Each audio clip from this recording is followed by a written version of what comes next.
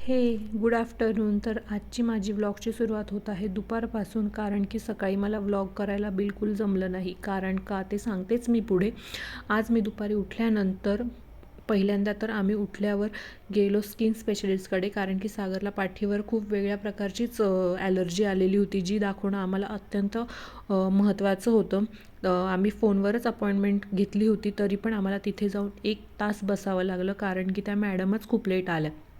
तिथे गेल्यानंतर बसून आम्ही अक्षरशः बोर झालो. त्यानंतर कशाबशा मॅडम आल्या, त्यांना दाखवलं.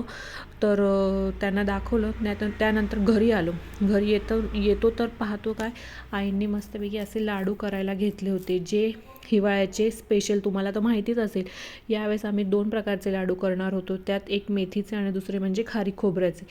मेथीचे माझ्या सासऱ्यांना, कारण की त्यांना शुगर असल्यामुळे ते गोड खात नाही, आणि गुळाचे खारी खोबऱ्याचे ते आमच्यासाठी. बघा तर मग लाडू किती छान दिसत आहे. या सर्वांनी लाडू खायला. लाडू तयार झाल्यानंतर अशा प्रकारे आम्ही त्यांना म्हणजे वाळवण्यासाठी ठेवलं. त्यानंतर मी जेवायला घेतलं. जेवणामध्ये आज होती कढी आणि तोंडी लावायला शेंगदाण्याची चटणी, जी मला खूप आवडते. चला तर मग या सगळ्यांनी जेवण करायला. आजचा व्लॉग कसा वाटला हे मला नक्की सांगा.